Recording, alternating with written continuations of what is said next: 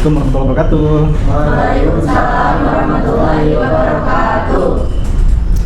Oke, hari ini kita akan membahas satu kasus asuhan kesehatan gigi dan mulut sesuai dengan yang sudah kita pelajari sebelumnya, bahwa asuhan kesehatan gigi dan mulut ini mengikuti pasien selama kurun waktu tertentu, gitu kan? Jadi kalau misalnya pasien itu datang ke klinik gigi, itu kan kalau hanya 1-2 kali itu bukan asuhan, betul nggak?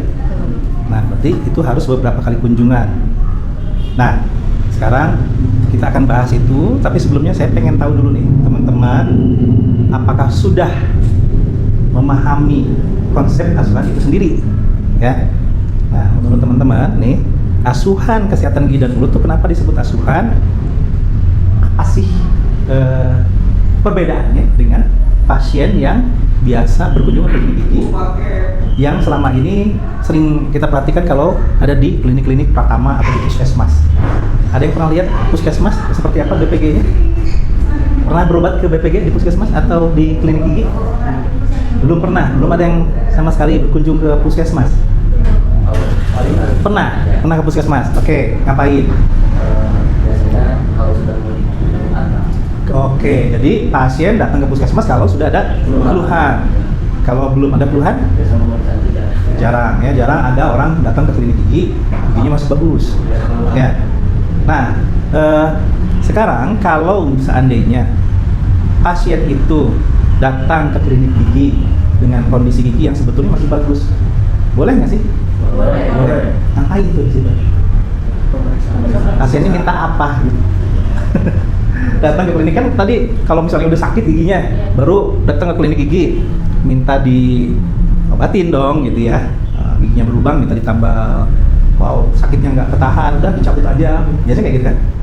Nah, tapi kalau pasiennya ini enggak, saya sehat-sehat saja, tapi datang ke klinik gigi, kira-kira ngapain? Menghindari menghindari terjadinya gigi berlubang. Oke, tadi siapa? Gimana? kontrol 6 bulan sekali juga. Kontrol 6 bulan sekali. Nah, oke, kenapa harus kontrol 6 bulan sekali? Pertama itu seperti yang tadi saya sebutkan, mencegah penyakit gigi yang lain juga seperti karang gigi, juga lubang gigi. Oke, bisa jadi ada karang gigi yang dia tidak ketahui gitu ya. Bahkan lubang gigi sekalipun kalau belum sakit kan nggak tahu kalau ada lubang gigi, betul ya? Tahu-tahu sudah sakit, datang ke klinik gigi diperiksa ternyata sudah besar lubangnya. Tapi ketika lubang gigi masih kecil, belum terasa sakit apa-apa, gitu kan? Oke. Nah, maka asuhan itu tujuannya adalah tadi betul. Lebih tepatnya mencegah agar tidak terjadi penyakit gigi dan mulut. Maka ketika masih sehat, memang betul harus rutin 6 bulan sekali. Kenapa 6 bulan sekali? Karena terjadinya lubang gigi itu butuh kurun waktu berapa? 6 bulan. Logikanya gitu ya.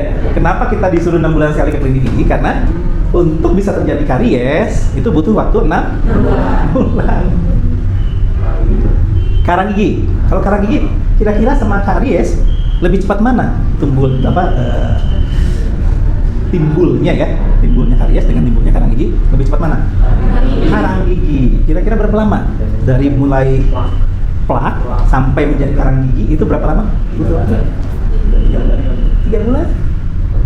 3 bulan lama banget tuh ya. Berarti harus kontrol satu gigi 3 bulan sekali. Kenapa? Plak itu ya di dalam di permukaan gigi ya, di dalam saku gusi misalnya, karena ketemu saliva, ya kan? Ada ini dong, apa namanya? Kalsiumnya dong, saliva itu kan. Ya terus-terusan karena kalsium yang ada di dalam saliva lama-lama jadi keras gitu ya, mengeras. Apalagi kalau tidak terbersihkan oleh sikat gigi tertinggal, terutama daerah saku gusi biasanya kan gitu. Saku gusi karena sikat giginya cuma roll teknik aja, nggak ada bas tekniknya. Ya saku gusi akhirnya masih tetap ada plaknya gitu kan. Kena saliva lagi, akhirnya mengeras, jadilah karang gigi.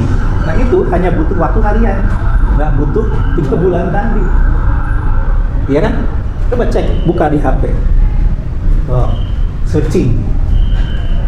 Plak berubah menjadi karang gigi itu butuh waktu berapa lama? Coba cek.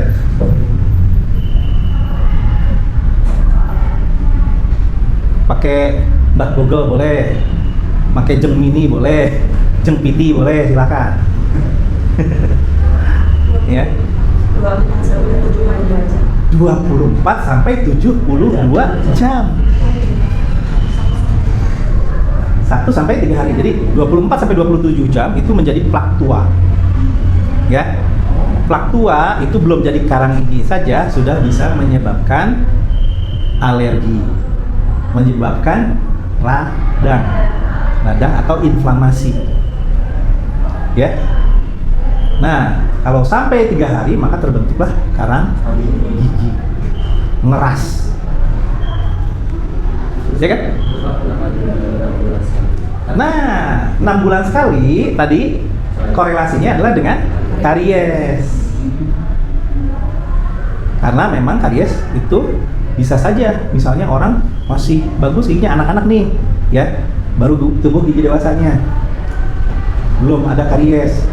Dicek 6 bulan kemudian tiba-tiba ada karies, tapi masih kecil. Akhirnya masih bisa dilakukan penambalan yang lebih simple, minimum intervention, gitu kan? Nah, tapi kalau karang gigi ini dia, kebanyakan pemerintah itu masih mengedepankan fokus contoh Indonesia Bebas Karies tahun 2013 itu programnya apa? Pernah dengar rencana aksi nasional kesehatan gigi dan mulut? Belum pernah. Nah, pemerintah punya program namanya rencana aksi nasional tahun 2030. Jadi targetnya 2030 itu anak Indonesia umur 12 tahun tidak memiliki karies lebih dari 1 gigi. Jadi maksimal hanya 1 gigi. Oke. Jadi pemerintah masih fokusnya ke karies. Maka yang dikedepankan promosinya adalah itu 6 bulan sekali cek karies. Cek karies tuh 6 bulan sekali ke klinik gigi itu. Lupa ternyata ada masalah yang lebih krusial yaitu karang gigi. Jadi ketika kita melakukan pemeriksaan gigi dan mulut kan komprehensif kalau di sini ya, dari mulai data demografi, ya kan, riwayat kesehatan, mental history. Dari sini saja kita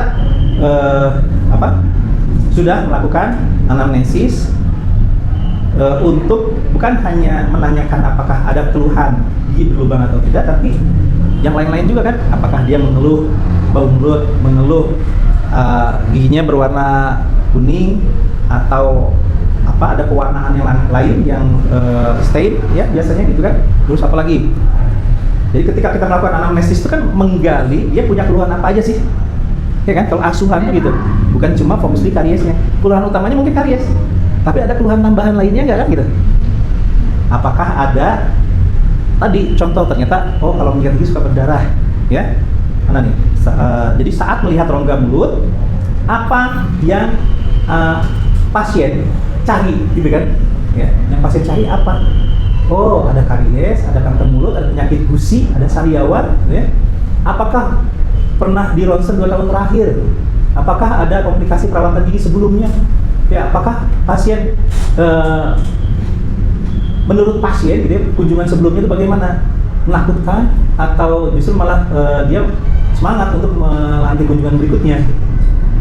Jadi hal-hal yang sifatnya subjektif tentang pendapat pasien ditanya semua ketika melakukan anamnesis, ya. Jadi ini formulir yang disediakan di dalam rekam medis ini, ya, untuk menggali informasi bagaimana pasien itu mempunyai persepsi tentang kesehatan gigi dan mulut. Jangan-jangan tadi sama, fokusnya masih ke lubang gigi, tidak paham ada bahaya yang tersembunyi yang sebetulnya lebih cepat terjadi, ya kan? Bukan hanya karang giginya, tadi kan ketika dia sudah berusia 47 jam, plak tua, maka dia bisa menimbulkan itis, ya kan? Inflamasi tadi, inflamasi. Kalau ada inflamasi, maka tubuh itu kan mengeluarkan reaksi anti. Satu lagi, bukan anti-inflamasi. Anti-inflamasi itu berarti ada histamin, ya kan? Histamin yang dikeluarkan oleh tubuh untuk melawan bakteri tadi, termasuk zat-zat yang dikeluarkan oleh bakteri. Kalau plak tua kan berarti dia sudah berumur 1 hari itu, ya mungkin ya kita nggak tahu disebutnya apa ya. Dia kan makan, hasil yang dimakannya itu dikeluarkan nggak? Dikeluarkan dalam bentuk apa? Kita mengenalnya dalam bentuk toksin, ya, racun. Nah, racun-racun hasil metabolisme dari bakteri itu yang menyebabkan yang paling dekat dulu apa tuh? Tadi bakteri itu yang paling, jadi gini, yang paling rentan terhadap alergi, inflamasi, ya, itu jaringan keras atau jaringan lunak? Jaringan lunak. Jaringan lunaknya apa? Gusi, karena plak itu ada di dalam saku gusi. Maka yang menimbulkan atau memberikan reaksi alergi itu adalah gusi. Jadi yang lebih cepat terserang gigi atau gusi? Gusi, radang gusi. Ketika terjadi inflamasi di gusi, maka bakteri tersebut ya menyusupkan tadi toksin, bukan secara sengaja gitu ya. Bakteri juga udah nggak tahu menahu ya bahwa dia ternyata akan menyebabkan reaksi alergi kepada seseorang, kan nggak tahu dia ya, menyebabkan itis. Dia tahunya berkembang biak aja, terus ngeluarin lagi toksin gitu ya. Akhirnya gusi orang tersebut radang, itis, betul kan? Nah begitu radang, itis, ya, gusi itu berarti mengalami pembesaran atau tidak? Karena di dalamnya ada bakteri duluan. Kan tadi pertahanan tubuh. Oh iya, Pertahanan tubuh lewat apa? Ngirimnya, pasukannya? Tubuh mau ngirim antigen, ya kan? Tadi kan ada bakteri ngeluarin toksin segala macam. Wah, tubuh ngeluarin pasukan tuh. Lewat apa? Ngirimnya ada di mana? Pertahanan tubuh itu. Nah, itu adanya di mana? Sel darah putih. Ada di mana? Limfosit. Itu adanya di mana? Dikirimnya lewat mana?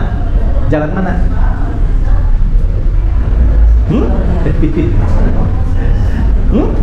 Sel darah putih itu adanya di mana? Arteri itu kalau yang besar. Kalau di gusi adanya pembuluh darah apa? Ujung-ujung dari arteri itu namanya apa? Pembuluh. Ayo, ingat-ingat lagi. Jadi pembuluh darah itu kan bercabang-cabang, ya kan? Sampai ke yang terkecil. Nah itu disebutnya apa? Kapiler. Nggak apa-apa sob, sambil buka-buka Mbah Google kalau lupa ya, boleh, silahkan. Ini bukan ujian. Oke. Nah, jadi pembuluh kapiler itu akhirnya penuh dengan aliran darah, ya, mengirimkan pasukan untuk membentuk pertahanan melawan toksin tadi, ya kan? Akhirnya jadi membesar. Disebutnya gingival enlargement. Kalau itis itu kan ada 5 ya. Apa aja? Membesar tadi tumor, ya kan? Terus saking sirkulasi darahnya cepat, ngirim gitu, akhirnya jadi apa? Dolor tuh apa? Dolor tuh? Ya, sakit nggak sih kalau gingivitis tuh, atau minimal sakit yang paling ringannya gatal-gatal gitu ya? Nah, ya itu berarti apa namanya? Dolor. Terus? Tumor tadi udah membesar kan? Terus? Kalor itu warna. Kalor itu panas, ya. Terus rubor itu merah warnanya. Terus satu lagi? Tumor udah tadi pertama. Fungsiolesa tidak berfungsi dengan baik, ya. Tadinya harusnya gusi itu bisa menjadi jaringan penyangga gigi yang baik, ya, tapi karena radang, ya, akhirnya dia tidak berfungsi sebagai penyangga gigi yang baik. Itu Iya, lama-lama kan turun ya gingival attachment-nya, perlekatan gusinya kan. Ya, bahkan kalau tumor tadi membengkak yang harusnya saku gusi cuma 2 mili, ini jadi 3 sampai 4 mili, disebut pseudo apa? Saku gusi palsu, apa namanya? Pseudo. Ini saku nih, bahasa Inggrisnya apa? Pocket. Kalau pengen inget pocket tuh inget aja ini saku, pocket ini dompet. Ya. Nah, jadi kan harusnya saku gusi segini ya kan? Ini bengkak sampai segini. Nah, yang segininya tuh namanya pseudo pocket, ya palsu. Tapi kalau gingival attachment-nya nih, jahitan yang paling bawahnya tuh ya, yang nempel ke cervix gitu ya ceritanya. Kalau itu turun ke bawah, turun ke bawah ya. Maka itu disebut true pocket. Pocket yang benarnya. Ada saku baju, jahitan bawahnya bolong. Jadi dalam sakunya. Nah, jadi di dalam asuransi kesehatan gigi dan mulut ini, ya, merekam semua kejadian-kejadian itu, baik yang diungkapkan pasien secara subjektif, ya. Jadi ini dari berbagai formulir ini yang ada bukan hanya untuk mencatat saja, tapi jadi bahan untuk kita menganalisis, ya kan? Makanya di sini ada, begitu sudah dicatat dental historinya ya tadi, lalu anamnesis ya, kita tanya-tanya juga bagaimana tentang pemeliharaan gigi dan mulutnya. Maka, ini cemilan juga ya, keyakinan tentang kesehatan gigi dan mulutnya juga, sampai dengan riwayat obat-obatan yang digunakan, termasuk jamu, apalagi suplemen yang diminum ya, itu kan termasuk riwayat obat-obatan. Nah, itu semuanya tujuannya adalah untuk ini lupa, yang pemeriksaan klinisnya, ya kan? Pemeriksaan klinis itu disebut pemeriksaan objektif kan? Objektifnya dari mulai tanda-tanda vital. Kenapa sih dicatat tanda-tanda vitalnya? Ada yang tahu? Takutnya apa? Darah tinggi. Itu paling awal ini ya, darah tinggi ya, karena darah. Lanjut nadi ya, kemudian pernapasan. Darah tinggi paling sederhana deh. Kalau darah tinggi emang kenapa? Nggak boleh dicabut kalau memang harus dicabut ya. Terus selain dicabut, tadi yang karang gigi diapain? Scaling. Boleh di scaling nggak kalau lagi darah tinggi? Nggak boleh. Kenapa nggak boleh? Nah, bisa mengakibatkan pendarahan terus menerus. Lagi nggak darah tinggi aja keluar darah, ya nggak? Kalau darah tinggi, ditinggiin gitu ya. Darah ditinggi. Oke, itu tanda-tanda vital. Kemudian ekstra dan intraoral soft tissue-nya. Kenapa kok dari mulai kulit wajah, leher, familial border semua didata, diperiksa. Kenapa? Sebenarnya kita mengetahui apakah ada kelainan di organ vital atau organ ekstraoral atau intraoral di pasien yang kita tangani. Ini soft tissue atau hard tissue? Soft, ya, jaringan lunak, ya kan? Jadi asuhan itu kan tadi, kenapa makanya kok kita fokus juga ke gingiva, ke kulit, mukosa. Karena penyakit gigi dan mulut itu bukan hanya terjadi pada jaringan keras, ya kan? Kalau tadi kita fokusnya ke karies aja, yang jaringan lunaknya dilupakan. Nah, kalau asuhan nggak boleh melupakan ini. Ini harus dicek juga, ya, harus dicek. Jangan-jangan ada tadi tanda-tanda tumor cancer, ya kan? Tadi yang gingivitis, jaringan penyangga gigi itu kan harusnya utuh, ya kan? Nah, ini menunjukkan ada tidaknya gangguan terhadap integritas membran atau kulit pada leher dan kepala. Ya, itu salah satu diagnosis asas gilutnya kan itu ya. Tidak terpenuhinya kebutuhan keutuhan, integrity ya, utuh. Kebutuhan kulit dan mukosa pada leher dan kepala. Oke. Ya, nah kalau ada yang tidak normal berarti terpenuhi atau tidak? Tidak. Simpel kan? Jadi mengkajinya banyak, tapi padahal hanya cukup untuk menyimpulkan itu terpenuhi atau tidak. Ya, artinya kalau ada saja satu yang miss, misalnya, ini ada yang abnormal, gingiva palatal abnormal. Abnormalnya apa? Misalnya ternyata tadi ada gingivitis karena adanya kalkulus tadi misalnya. Nah, berarti kan itu harus diatasi.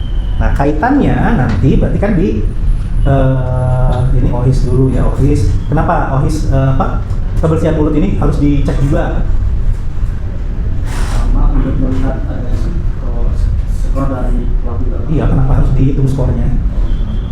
Kenapa? Agar ada setiap provinsi asuhan itu ada pengetahuan. Iya, kenapa harus berkurang?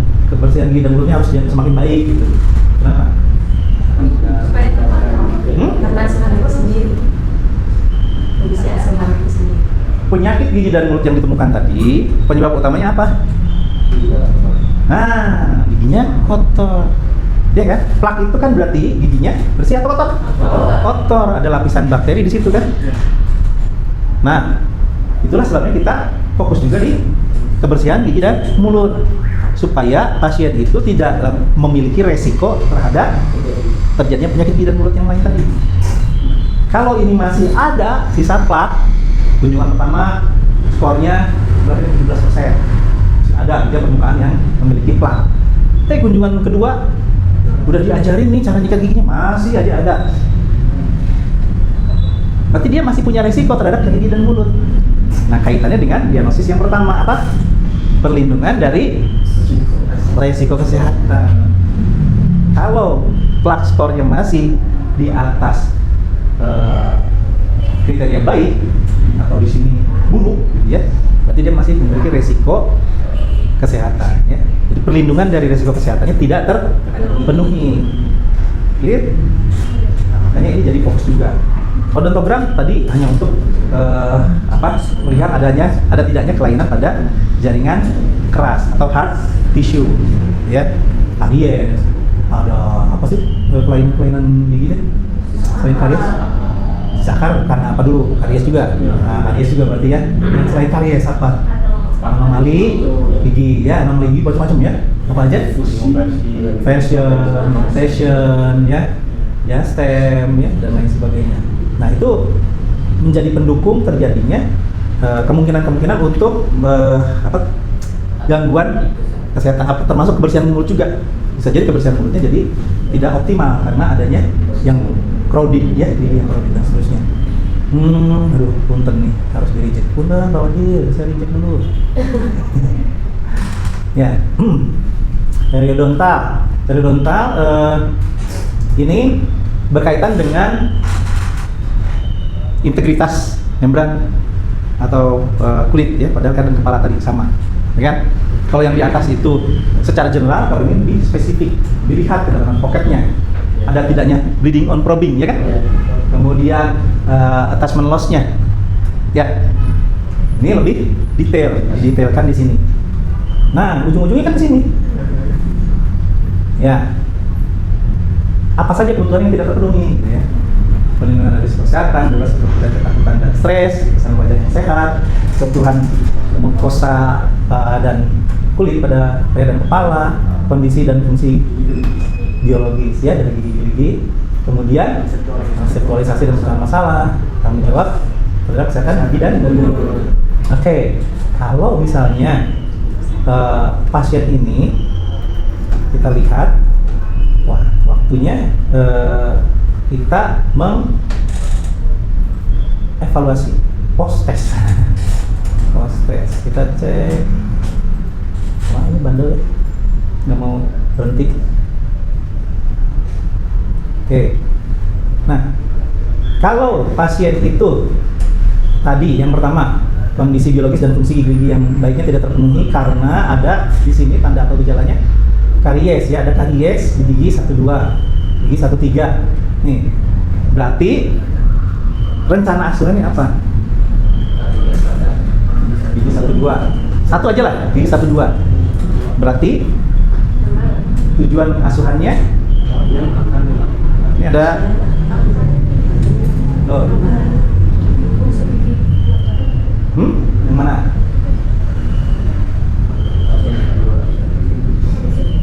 Tulang besar? Mana? Ada 2 pilihan. Yang paling atas. Oke. Berarti pasien akan mengalami kariesnya itu terhenti, udah nggak berlanjut, ya. atau terestorasi. Berarti sudah ditambal, sudah ditumpah belum. Oke? Nah, tanggal berapa targetnya itu tercapai? Namanya juga planning, ya kan? Nah, kemudian intervensinya maka dilakukan apa? Penambalan. Gampang kan? Nah, itu tuh asuhan. Tinggal dievaluasi nanti. Ini targetnya tanggal 5 Agustus. Apakah tanggal 5 Agustus betul giginya sudah ditambal? Nah, ini. Wah, ternyata tanggal 29 Juli saja sudah tercapai. Semua karya setelah ditambal. Boleh nggak? Boleh. Nah, itu asuhan. Jadi kita membuat target waktu ya dalam kurun waktu tertentu sehingga semua kondisi yang tadi yang tanda atau gejalanya itu muncul di sini itu akhirnya teratasi semua. Kalau tanda atau gejala ini teratasi semua, tujuan tercapai, maka yang tidak terpenuhi tadi, kebutuhan manusia yang tidak terpenuhinya jadi terpenuhi kembali. Itu goals-nya dari asuhan. Clear sampai sini? Nah, udah paham ya sekarang ya? Nah, nanti kita tinggal melaksanakan sesi EAS ya, evaluasi akhir semester, di mana jadi bukan hanya kemampuan skill praktek aja yang diuji, tapi juga secara konsep bagaimana. Teori itu kan untuk melihat konseptualisasi ya dari pemahaman Anda ini sudah clear belum nih tentang asuhan. Itu yang akan diuji ya. Oke, ada pertanyaan? Silakan. Ya, silakan. Kalau misalnya target yang belum terpenuhi sesuai rencana itu, maksudnya itu tidak terpenuhi. Iya. Jadi kebutuhannya jadi belum terpenuhi karena hasil evaluasinya tujuannya belum tercapai. Kalau tujuannya belum tercapai berarti kebutuhan belum terpenuhi, iya kan? Gitu. Oke? Karena kan di asuhan ini bukan hanya sesuai pertemuan. Ya. Apakah ada rentan waktu tertentu antara pertemuan pertama dan keduanya? Ada dalam berapa? Jadi yang tahu persis apakah pertemuan ini harus dilakukan kapan, tentu saja Anda dengan pasien.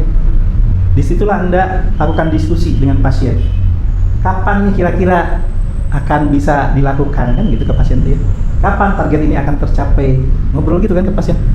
Pak, Bu, ini ada yang harus ditambal, ada 2-3 gigi ini. 1 hari hanya bisa nambal 1 gigi. Berarti ini butuh 3 hari. Misalnya, ya kan? Nah, baru nanti kalau sudah semuanya ditambal berarti untuk gigi yang berlubang ini berarti sudah clear, sudah tidak ada lagi masalah. Ya, nah itu disepakati dengan pasien, makanya judulnya client centered goals. Apa artinya? Tujuan yang oleh siapa? Klien, bukan oleh kita. Gitu ya. Oke, ada lagi pertanyaan? Clear? Sip. Cukup? Oke, cukup. Saya rasa itu yang perlu kita pelajari selanjutnya untuk nanti diuji di EAS ya. Terima kasih atas diskusinya hari ini ya, mudah-mudahan apa yang kita diskusikan bermanfaat, menjadi amal jariah bagi kita semua, dan jangan lupa di share juga ke yang lain, ke keluarga ya, kalau punya ilmu ya, jangan disimpan sendiri supaya lebih banyak orang yang paham, orang yang tahu. Oke, kita akhiri sama-sama dengan hamdalah, alhamdulillahirobbilalamin, wabillahi taufiq wal hidayah, wassalamualaikum warahmatullahi wabarakatuh. Waalaikumsalam.